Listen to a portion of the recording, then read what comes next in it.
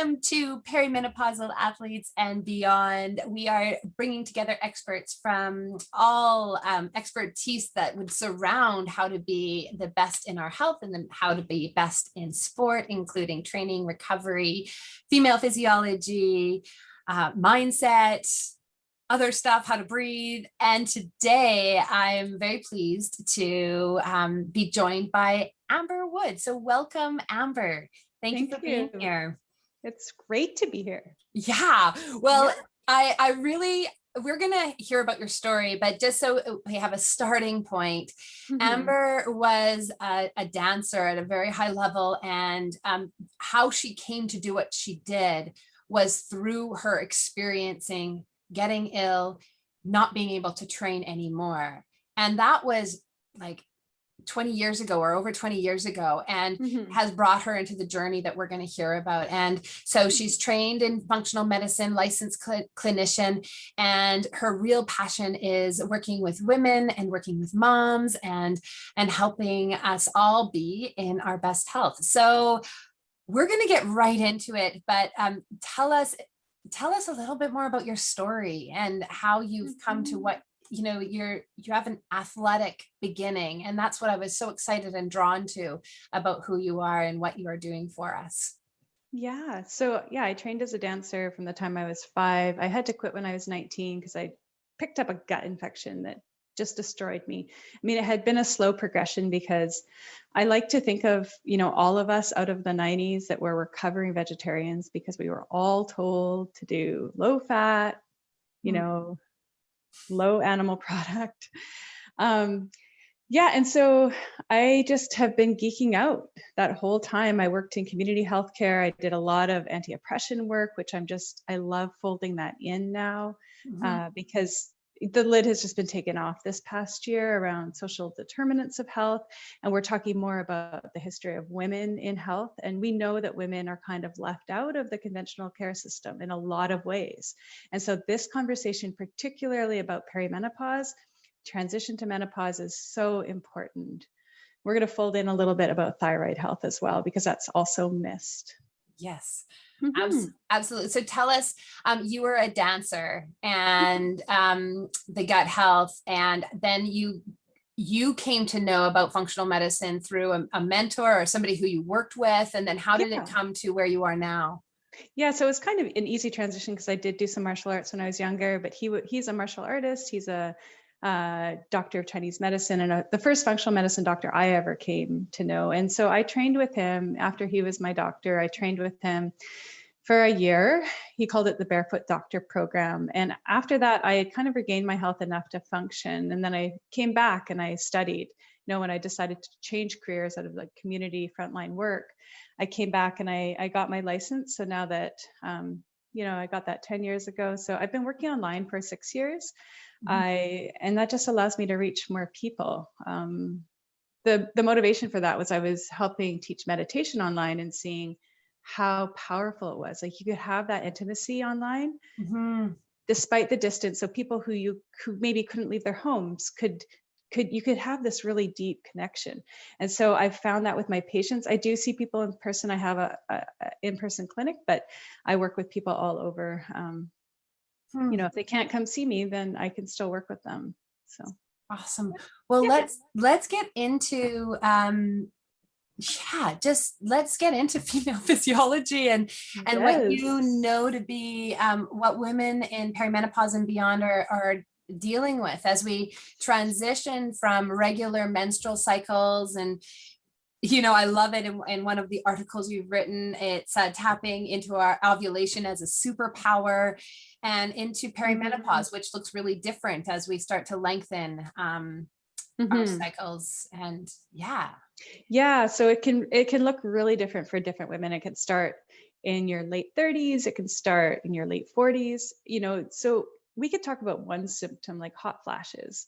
If those start early, they're likely to go on a long time, but it's important to figure out what's causing them because it can kind of indicate what's going to happen after menopause in terms of cardiovascular health. So our bodies are so wise. And so what I do is I ask my patients, I'm like, what is going on with, like, what do you know about your body? What works for you. And I always explain that like the hormones that work above our sex hormones are insulin and cortisol. Mhm. And so insulin and cortisol have a downstream effect on progesterone, estrogen, our whole HPA axis, the stress response, Mhm. and blood sugar are fundamental to our sex hormone health. And so we want to look at those. We want to make sure they're regulated. And there's lots of things that influence our sex hormones too, and we can get into that a bit. Mhm. And particularly, I know you want to talk about heavy cycles and what causes that. Yes, So, I do. okay. Yeah. Yeah. And for training, like, what does that mean? Like, so. Yeah. So, okay. So that's, first of all, I think that's an important point that you just made, is that the stress and insulin response is downregulates to all of our sex hormones. Can you tell us a little bit more about, okay, so now we know that stress, managing stress is important. Tell us the next step. Okay, so when we don't, or what happens with estrogen when it's in excess, or what happens to estrogen when it's when we start to lose it and it's the downfall.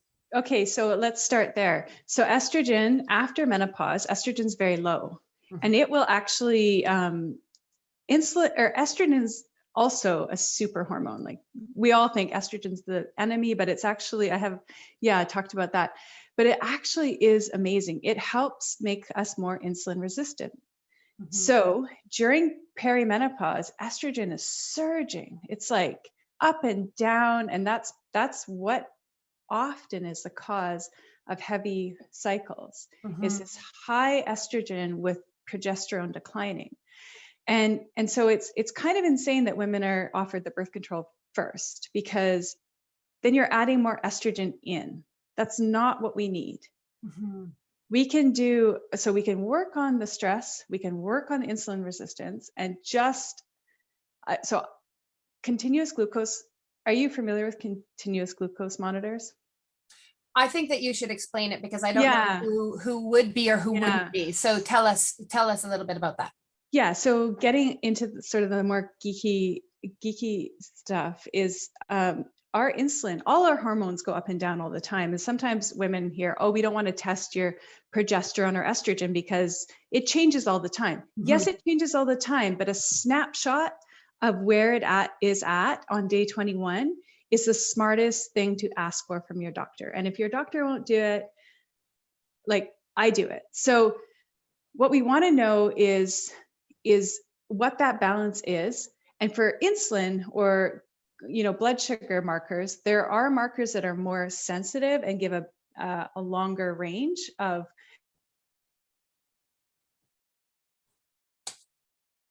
hemoglobin A1C, because it gives me an average over 3 months of how your blood sugar has been monitored.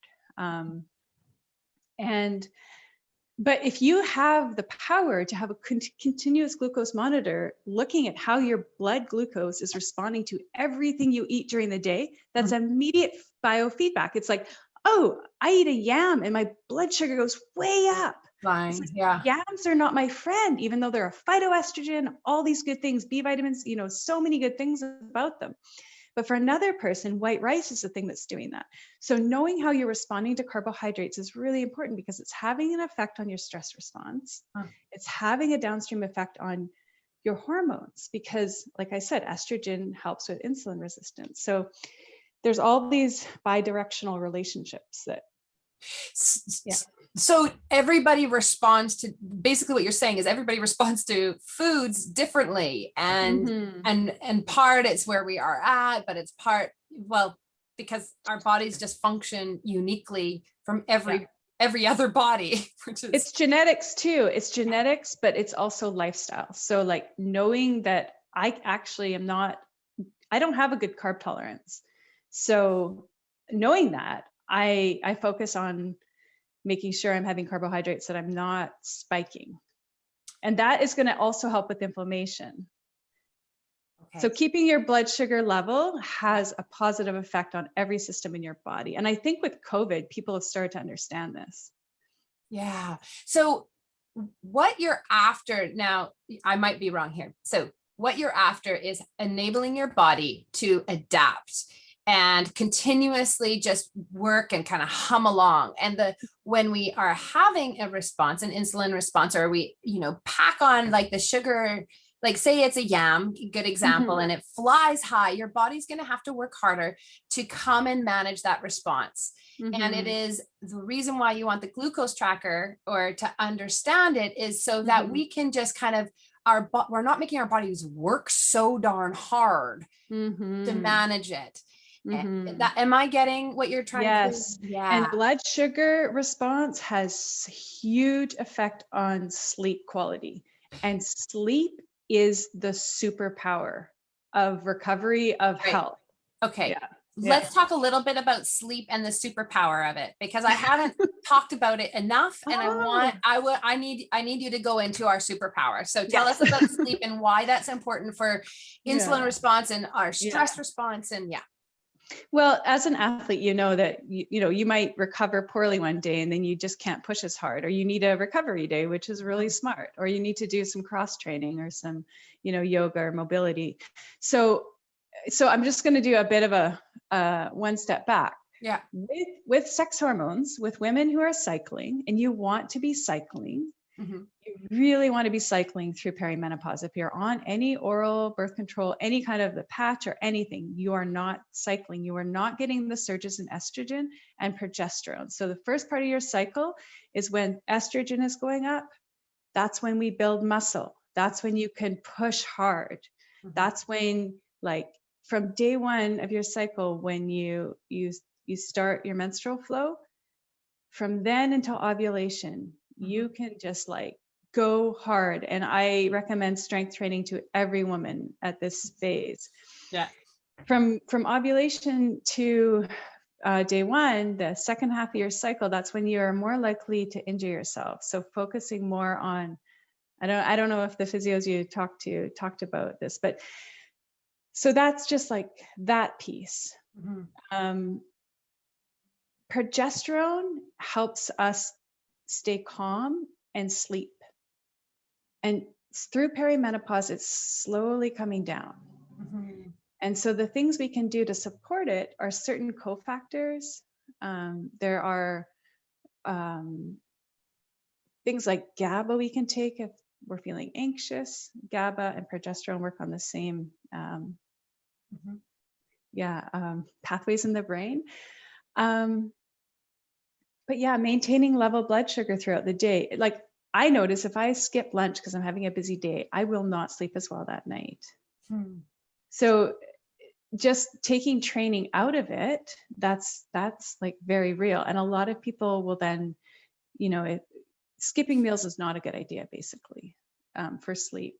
And I kind of got off track because there's just so much. Well, I think what you're trying to say, and I'll bring in some of my knowledge about it, is again, it's coming to the cortisol and the insulin response. And if we are managing, so don't skip meals, manage the stress response when you are training, and because that will have a play effect, as you're saying, to our progesterone and estrogen. And as we try to get into our sleep cycle, then we are able to recover, get into the deep sleep, into the REM sleep that are so vital, and that everything is connected, is what I'm hearing you say, and understand. And you were asking about sleep tracking or sleep in recovery. Yeah. So heart rate variability is one of the things that I use to track sleep. And knowing it's the same as having so continuous glucose monitors are not widely available in Canada yet. They're going to come in soon.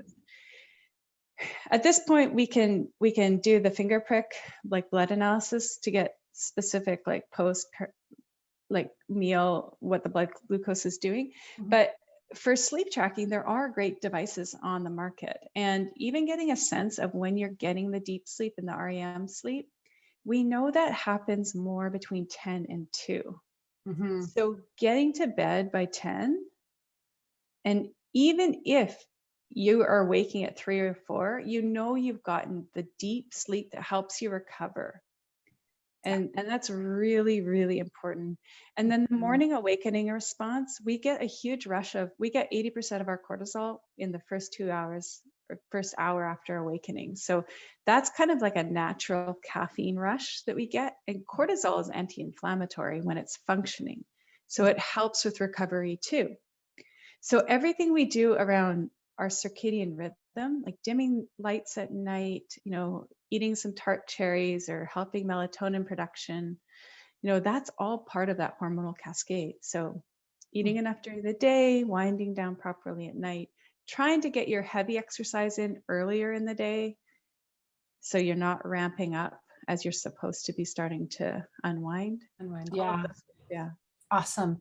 Mm-hmm. All right, let's switch gears a little bit and let's definitely get into those heavy periods, because there's something that a lot of women are dealing with. And when we get into the training and then you're having this, like, just the floodgates open, like, how the heck are we, what do we do? What do we think about? What is happening within our bodies? Mm-hmm. Well, I'm really curious, like, what are you hearing? Like, what are you hearing that is a good thing to do when that's happening? Are you being told to take anything or to not train, or what are you being told? Just so I get a sense of what. Well, I think a lot of women are looking to an IUD to manage it. They're trying to, I don't think they really know what to ask all the time. And it becomes quite a miserable experience and just a little bit of exasperation. Yeah. that's what I'm encountering with my athletes and with the women that I work with. And we're talking about, so a cycle that lasts more than 7 days and maybe, goes on sometimes for 30 days. I have patients who it's like, last month it was 13, this month it's still going. So some really simple things to do, if you're starting to have like a flooding cycle, it's kind of a bizarre thing to think about, but actually taking ibuprofen can cut it stops bleeding. Acupuncture also can stop bleeding. So those are two really simple. So there's lots of community clinics around where you can go and like drop in short. I used to work in a busy community clinic. I worked in a few, and you stop in, you get needled for 20 minutes. And if you're having heavy cycles, to do that every second day until they stop, it can be really effective. Wow. Yeah. There's also a medication that you can ask for from a doctor that stops bleeding. It's I don't have to say it very much because I don't prescribe, but it's Tremexic. It's called Listidia, and it can cut that heavy bleeding down to 40%. Why is it happening? So women understand why. So the reason it's happening is because estrogen is surging. Right. And so how we bring estrogen down in relation to progesterone is there's lots of things that can lower estrogen, increasing, the brassica family of vegetables. So eating lots of brassicas, taking DIM. So DIM helps, it lowers estrogen. It also changes androgen metabolism. So the thing that I do in my clinic that is different than what you find in other places is that the testing I do looks at estrogen metabolism. So you might have a bit high estrogen to progesterone. We can bump progesterone up with some herbs, or you can get an IUD with a bit of synthetic progesterone in it. That's why that IUD is offered. So we're talking about the Mirena IUD that has some local progesterone. That's going to stop heavy cycles because it's progesterone. Right? So that's the mechanism. No problem with that. You're not stopping ovulation. It might stop temporarily, but it's not a systemic hormonal change like taking the birth control pill. So and a couple other things, estrogen. So we can get into estrogen metabolism because there's 3 phases to how we excrete excess estrogen from our bodies. And then there's the reasons why we have exogenous estrogens coming in from our environment. Okay, let's talk about those 3 things. Okay, so it always starts with the gut. There's an enzyme in our gut. If our gut is not balanced, beta-glucuronidase will come in and your liver's done all its work to package up the excess estrogens and you're about to poo it out, and this enzyme comes along and unpacks it, gets sent back through the liver again, and then it usually goes down the pathway that is less safe. Okay. So That's the 4-OH pathway. Okay, so that's gut. That's gut. And I see that in the gut testing I do. I'm like, oh, beta glucuronidase is high. We need to give some calcium D-glucarate. So you'll often see an estrogen product on the market. You can buy this at a health food store. It's going to be a small amount of calcium D-glucarate. It's not necessarily the amount that I would give therapeutically, but that's what calcium D-glucarate is doing. It's not a calcium supplement. You never want to supplement with calcium. But the estrogen in your body is actually protecting you against osteoporosis postmenopausally. Right. So yeah, gut. Liver is the other one. Right. So like I mentioned, liver is where we process all our hormones. And so the liver, if you're not highly stressed, if you're managing your stress, if you're not drinking alcohol every day, if you're eating lots of vegetables, if you're expressing yourself, that can be through dance, sexual expression, creativity, your work or parenting. Like the liver wants us to be expressive in life. We get, that angry depression, like it's because we feel stuck. That's just because the liver wants to express. It wants, we are, as women, we are so needed in this world. And yet we're, sometimes get stuck because all this unpaid work that we don't actually want gets piled on us. And then we're like, ah. And so that's the liver being like, I'm stuck. And so whatever it is, running, dancing, whatever it is, masturbating, like get the liver moving, you'll feel better, have an orgasm, like really, like. Yeah, it's all part of it. It's all part of it. Love it. Yeah. So that's an important part. The other part is so this gets a bit more geeky. I just want to touch on another reason the liver gets overloaded is because women's bodies are the canary in the coal mine of environmental hormone disrupting chemicals, which are so they're just becoming more and more. And just to look at skincare in Europe, there's 1,000 of these additives that have been outlawed. In North America, there's only 11. If you look at any skin cream, that list of things you can't read, that any synthetic scent, any cleaner in your kitchen cupboard, like all of that, they're hormone disrupting chemicals. Clear out your house of all of that. Mm-hmm. Like, plastics, BPA, herbicides, pesticides, all of this builds up. Our liver has to process it. Any synthetic scent, that is a huge stressor. We have to take that load off. Just like a gut infection is another huge stressor. We have to take that off so our bodies can function better. Mm-hmm. Yeah. So that's 2, liver. Yeah. And then the third is the genetics. So we have a gene, a polymorphism, SNP, called COMT. And so COMT has a light and a dark side. And so some of us are slow COMT methylate, for some of us, COMT is slow. For some of us, it's fast. So the dark side of COMT, which, estrogen metabolism is part of what COMT's job is. Yeah. The dark side is worrying. And so if your COMT is not functioning, and I see this on the labs, I'm like, oh, so you're that, if it's functioning, then we are like it. This one mentor, she calls it warrior, like the warrior spirit of like corporate woman. So COMT makes you like estrogen can make you focus and work for long periods of time, and you're just like on fire. Right. And that's without the caffeine. Yeah. I mean, and add the caffeine. I mean, as long as it's before noon. Right. Yeah. But the thing about caffeine, again, is like caffeine works in the liver. So some of us don't metabolize caffeine. Like, for instance, I can't drink coffee, but I like other forms of caffeine that are just lower that have antioxidants. So caffeine will speed up one of the phases of the liver. So the other phase needs to catch up. And so we're always behind. So it's like everybody's different, but we all need certain things. If I see glutathione really low, I know that person's liver is working really hard. So they're probably experiencing some kind of chemical exposure. So we up the glutathione, we remove the stressor. Right. Both need to happen. Yeah.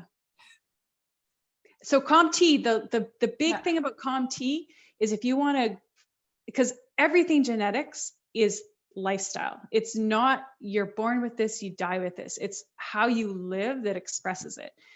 So COMT loves meditation. So if you can have downtime, rest, a nap, that's going to spin your COMT to make you more of a warrior than a worrier.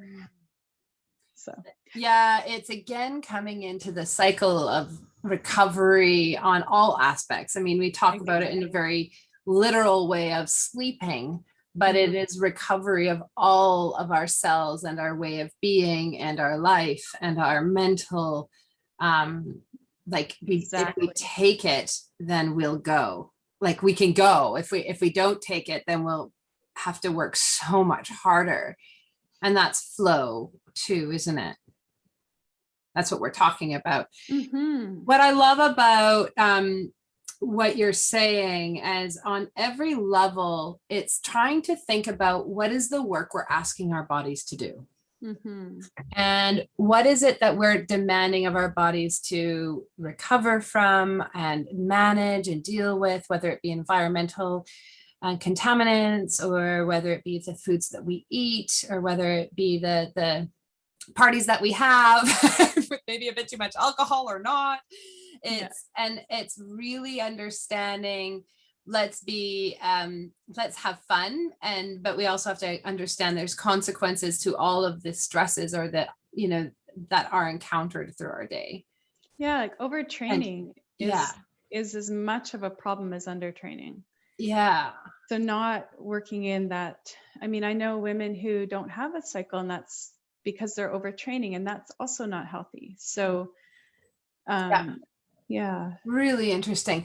Okay, I have some closing. First of all, thank you for we kind of just went all over the place, and that's how it was beautiful, and there was so much there, so I appreciate it. I do have some closing rapid fire questions that I'm asking everyone, which I just love because the responses are just like all over the map. So are you ready? Yes. Okay, give me one moment of courage. I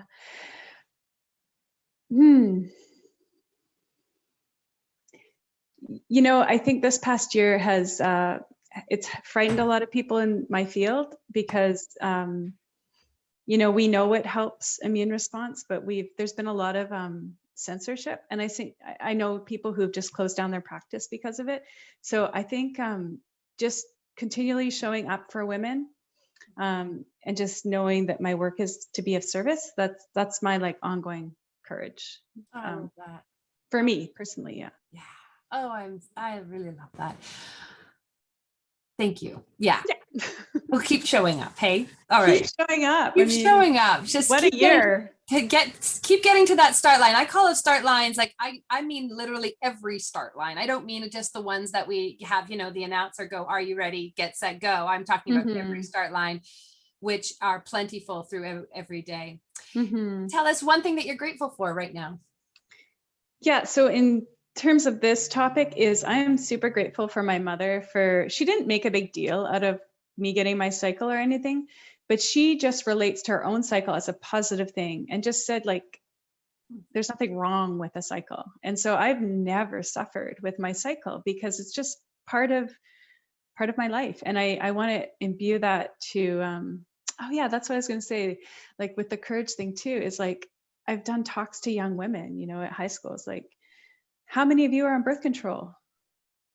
And then they start saying like, well, they put me on an antipsychotic like 2 months after I went on birth control, or I started having crazy anxiety. It's like, let's start talking about what we're doing to young women's bodies.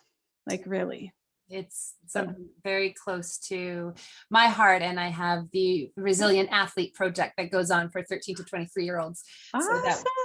So we can really change the story in sport, and particularly in high performance sport. So it's something that I'm working on 2 angles here, because we got to get to women earlier, and we still have to really support the women like myself who have missed out. And I didn't know anything until I, really couldn't have I struggled with fertility. But in any case, we're not talking about me. We're No, talking but about, that's important. And yeah, like young women are taught over and over to hide their cycle, to be ashamed of it, to not talk about it, to stop doing sport when they start their cycle, because no one's talking about it. And yeah. it actually makes us like better athletes, but we need to engage it and not pretend we're men. Yeah, amen. Oh my goodness. All right. What is one piece of advice that you would have for yourself, like, or that you have to keep telling yourself as you age, either whether it be in perimenopause or beyond, and Mhm. yeah, that you hear yourself say. Right. Oh yeah. So I feel so good when I'm eating protein, and I'm eating the number of grams of protein that my body weight is every day. Like that's my goal. So Wow. eat protein, open those sardines. Oh yeah, they taste good. I don't want to eat them, but then I start eating them. It's like, It's a thing. God, I feel so good. So yeah, I'd say protein and sleep. Sleep is, if there was one thing every athlete focused on, is optimizing their sleep, their recovery, mood. I mean, everything we talk about in terms of hormones and what women go through, it will level out if we give ourselves the time to sleep. And I've suffered 8 years of insomnia because I was a single parent, and I'm sleeping, and it's like heaven. So sleep and Mm. protein. So there's two. Just like eat and sleep. That's so perfect. I love Eat it. and sleep. All Yeah. right. Well, we're coming to an end. I wanted everybody to, I know that you have on your website, and I've downloaded it, is an amazing resource guide for iron deficiency. Mm. And so I just wanted to, can you just tell us people a little bit about that so that people can sign up and get your Yeah. guide and bring Yeah, us sure. into some knowledge on that? Yeah, so that iron deficiency guide, I wrote it last year because I just get so many inquiries from women like, why am I constantly anemic? Why does my doctor not tell me when my ferritin is this low? Does it mean anything? And so I'm just giving women the information. I feel like the right information at the right time is so important. And absorption of iron is part of it, but heavy cycles can bring iron down really fast. Mhm. And when you have any gut problem, your ability to take up iron, and then the supplementation, there's so much out there that does nothing. Mhm. So just like quickly, a heme iron is going to give you way more iron, and taking it every second day helps helps your body absorb it. And so heme iron is what comes from red meat, and non-heme iron is everything, like you'd have to eat a room full of kale that was cooked in order to get the amount of iron you get in this big of a steak. Mhm. And so women really benefit from being omnivores, and it is a big, yeah, That's it's a a big big thing. thing. It's a big Yeah, deal. yeah, I really want to encourage women to download it because it does such a good job of explaining things that are just, first of all, that we forget, because Mhm. if you're not in the world of, understanding your blood work or understanding Mhm. what these things mean, you've done a really great job with that. And so I thank you for sharing that Yeah. knowledge with all of Well, us. and iron deficiency can cause anxiety, depression, insomnia, fatigue, and these are things that are just not they're not talked about. So women are put on antidepressants when they're just low in iron. It's just like, or they're given sleep medication that extends their sleep for 45 minutes. But it's like, well, if we just dealt with the iron deficiency, Yeah. I've had women on Holter monitors for, it's like, it's just your iron is low. So Yeah, fix we've got to, that. yeah, start sometimes with the basics, and it seems Yeah. pretty basic, but sometimes we don't know the questions to ask ourselves. So Yeah. where can people find you? Amberwoodhealth.ca. Perfect. Yep. Perfect. Well, Amber, thank you so much for sharing your time and Yeah. your knowledge with all of us. And we look forward to seeing more about what you are creating in this world and doing for women. So Absolutely. thank you Yeah. And so much. I want to hear more about your project with young women. Oh yeah. Well, I'll share too. I'll Okay. keep that. I'll Awesome. keep my Okay. eyes open. Okay. Take care. Bye-bye. Bye.